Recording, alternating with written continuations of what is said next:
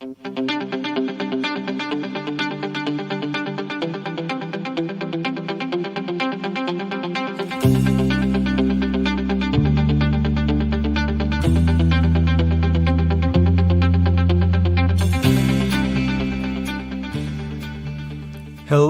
and welcome to another live edition of the Energy Detox, a petroleum-based blend of leadership conversations guaranteed to boost your professional and personal output by flushing away the hidden and often toxic barriers to peak performance. I'm your host, 𝐀𝐻𝐨, a chemical engineer, executive coach, and 16-year energy industry veteran, helping you tap into the same resources fueling today's most successful and sustainable leaders. And today we're taking a headline related to Election Day here in the United States, and in particular a headline from one of the two states in our union that has a gubernatorial election going on today, which means that there might actually be some meaningful turnout. Because historically, on off-cycle elections like we're having this year, turnout is fairly abysmal. Very few people are turning out to the polls to vote for what in many cases are judgeships and school boards and mayors and some of the smaller races that don't attract, of course, the national attention and headlines. And of course, we're also told each year how important these elections are, and they are, because in many cases they might have a more direct impact on you and your life than the national headlines that bring 150 or 60 million people out to the polls to vote. But that being said, we can still look to today's election and talk about the impact of turnout and why it matters, how it matters, and how, at least in national conversations, perhaps the focus on turnout is causing people to miss what is more important, and that is voter engagement, voter awareness, voter involvement, and not merely just showing up to the polls to pull a lever or push a button or fill in a bubble, or sitting at home and filling out some paperwork. Voting is obviously important. There's no question about that. But it begs the question, what is more important?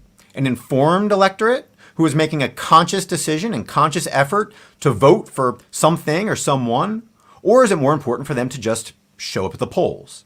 Now, obviously, as has been the case here on the Energy Detox, we're not going to dive into that specific topic and that specific headline because there's no shortage of talking heads who can talk about the importance of consciousness when it comes to voting.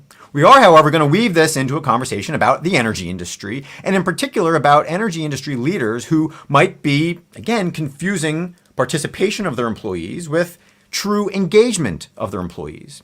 And to kick things off, we're going to take one headline, as we've been doing each morning, to ask you a series of questions. And that headline today comes from New Jersey, where several polls indicate that climate change is not the top issue. And if you go ahead and read this article from NBC 10 in Philadelphia, you'll see that the polls that were conducted were meant to figure out what the top issue was for folks. So it wasn't a forced ranking. It was merely a survey to say, okay, out of these 31 options, from climate to COVID to taxes to social issues, whatever the case may be, what is the most important? And climate change came in somewhere, I think, at 27 out of 31. Very much towards the bottom. So low, in fact, I don't think it would register on Family Feud, where you at least need to get two out of 100 or at least 2% of the respondents. That being said, it begins to question the narrative that at least we're being told, especially as 2,500 leaders from across the globe gather in Scotland this week to talk about climate change, which we are told is by far the most significant issue of our time. So where's the disconnect? Where's the disconnect between what leaders are expecting their constituents to believe and to be primarily focused on and what they're actually focused on? And this is coming again from a state, a coastal state like New Jersey, who has felt the impacts of weather for its entire existence. This is a state where, again, people will point to, I think 8 years ago, Superstorm Sandy that came and caused billions of dollars of damage. But yet you have this state where the leaders and what they're being told to or what they're telling their constituents, what they're saying about climate change is not reflected in the polling. So again, there's a disconnect, which brings us back to you as a leader in the energy industry and causing you, hopefully, to question whether or not the information that you have, the polls that you have out there, are they actually reflecting what your constituents, what your stakeholders, what your employees are believing? Or are they somehow misconstruing what your stakeholders actually want and desire and need to serve your own purpose and your own biases? And so with that sort of long introduction here, let's come back to the 3 questions that we want to ask you today to help you and your organization grow, protect, and sustain success. And that first question today is, are you placing a higher value on participation of your employees than true engagement? Or even taking it a step further, than true involvement of your employees? And are you sending out surveys and, again, polls, essentially, causing your employees to again, check a box or fill out a survey so that you can have some statistics that then ultimately should help you make better decisions about how to run your company and how to increase engagement? But the problem is that I encounter when conversing with individuals, particularly those in the human resources world, is that many cases, these companies that are spending a good amount of money to put out these employee surveys, to put out these polls, are placing too high of a value on the fact that, 90% of our people responded. Oh, that's fantastic. Yeah, but what percentage of those actually responded fully and consciously? Are you actually extracting value from that conversation, or are people going into it scared or concerned and not going in with a desire to transparently and openly share what they actually think? Are you just getting people that believe truly or falsely that the responses are not anonymous and they're giving the answers that they think that people want to see? And again, the answers are across the board, and some companies do a better job than others, and some of the third-party organizations that will help encourage employee engagement and put together these surveys do a better job than others. But at the end of the day, are the leaders asking the question of whether participation in these things is really something that they should pat their backs on? Similarly, in a system of government, should leaders really be patting themselves on the back because voter participation is sky high?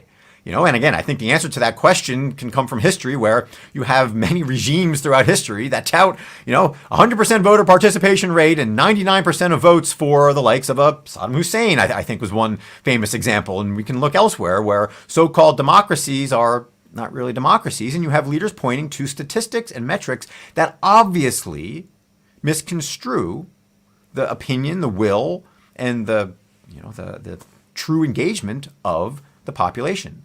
And so too, for you as a leader, regardless of where you are in the organization, are you going through the motions and increasing participation in quarterly performance reviews and, again, employee engagement surveys, or maybe participation in activities that bring people together and team building and all of these things? And you're very proud of this, and you're putting it all in your ESG reports and your sustainability reports, and you're touting how engaged your people, and when in reality, they're just showing up. They're just checking a box. They don't even know why they're there necessarily.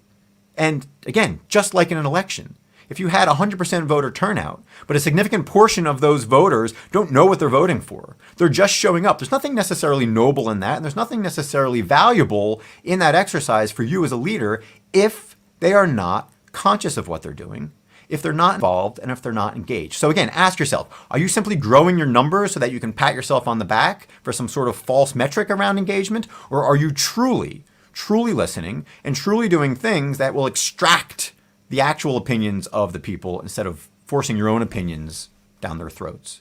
Which leads us to the next question, and that is, in what ways are your employee polls protecting your existing biases? Because it happens, right? It happens in politics all the time. The way that a poll is worded can obviously skew the responses. So too with this poll out of New Jersey. Again, as I said at the outset, this wasn't a forced ranked poll of opinions that, may have firmly said that climate change is the number 2 thing on people's minds, but taxes and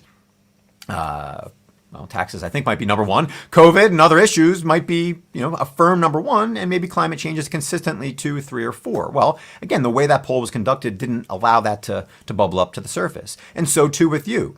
Are you so focused on what you perceive to be the true number 1 issue that your employees have, and that's preventing them from being productive and engaged, that you forget about maybe items number 2 and 3 and 4 that might be more pressing, or that are percolating, or that are going to be long-term issues? Obviously, over the last year and a half, you've undoubtedly been focused on work from home related issues and how to engage a remote workforce, and that makes sense. But are you missing sort of the underlying issues that are going to continue for the next several years, regardless of where things land from a remote work standpoint, regardless of where things land from a COVID standpoint, regardless of where things land from an energy volatility standpoint and consolidation standpoint, and all of those things will kind of work themselves out. But what's under the surface? What are people really concerned about? Are they concerned about the actual quality of the managers that you have and the engagement that your managers have, the awareness that your managers have? Because if you're not focused on those items, and if you're not extracting that, and if your polls and your surveys maybe have that information, but you're too focused on, again, what you already perceive to be the problem, and you're just using these surveys as a way to continue investing whatever time and energy and money, well, again, you're asking for trouble, and you're asking for an approach that is unsustainable. Which brings us to the third and final question today, which is, what is the most sustainable approach to employee engagement for your organization? And again, there's a menu item, there's a menu of potential ways to increase employee engagement. Obviously, some of the most important ones and most effective ones regard getting good, solid feedback. Not just having people fill out a survey, but actually engaging with them one-on-one, not just going in and having a performance review, but actually having what you might call a stay interview, right? Actually getting into the heart of what people want and need to feel engaged and to be more productive. Are you having those individual conversations? Are your leaders having those conversations? And if not, why not? Because you can have, again, 100% participation in some employee engagement survey, but maybe 20% participation with a sampling of employees who are really going to get into the weeds, who are really going to go open up, who are really going to go multiple levels deep, perhaps far deeper than they would otherwise in a survey, could yield far more impactful and sustainable results than, again, leaning on some of the trite and, quite frankly, easy methods, whether they're a survey monkey or whether they're some 6, if not 7-figure engagement exercise that companies might engage in every couple years. So again, ask yourself, of all the tools at your disposal, what are the most impactful? And I'll opine, at least in my experience here, again, as a coach, by far the most impactful exercises to increase true employee engagement and not just participation are some variation of 360-degree feedback interviews. I enjoy this thoroughly. I enjoy having conversations with people who are able to open up about their leadership, whether it's about an individual or about a group of individuals. When you have a normal human conversation with somebody, the amount of insights and information that you gain far exceeds any poll, far exceeds any survey, far exceeds anything else that you're going to do that isn't a true human conversation where people are able to go multiple levels deep and share what's really on their mind instead of having to force rank or choose from a list of 31 items what's most important. So again, with all of that, I encourage you to ask these questions, to avoid mixing up mere participation with true engagement and involvement. And if you're interested in hearing an expanded conversation about the impacts of not just state, national, and local elections, but also changes within companies, which we will continue to see, changes in leadership, changing of the guard, and in some cases, proxy battles that lead to new leaders, I encourage you to go ahead and click on the link here in the show description. That'll bring you to a discussion from last November on the heels of the national election, where we discussed how transitions of power aren't necessarily intended to be smooth. How sometimes you need to challenge what was already in place and have some agita, some discomfort there, so that you can find yourself in a more sustainable, long-term place, if you will, to have long-term sustainable results instead of merely going through the motions and checking the boxes on a transition. So, with all that being said, again, I encourage you to check out that link if you're interested. And if nothing else, I thank you for tuning in again to another live edition of the Energy Detox. I welcome you back again tomorrow morning for another live edition where we will take one energy-related headline and continue asking you questions. And of course, above all, I encourage you, if you are so inclined, to go ahead and print out a sample ballot, check out some of the smaller races that you might not even be familiar with in your community, and go out and vote. Go out and be an active, witting, conscious participant in today's election. Even if you're not part of the high-profile states there, like Virginia and New Jersey, that actually have something that'll be garnering national headlines here for the next couple of days. So with that, thank you again, Have an excellent day and take care.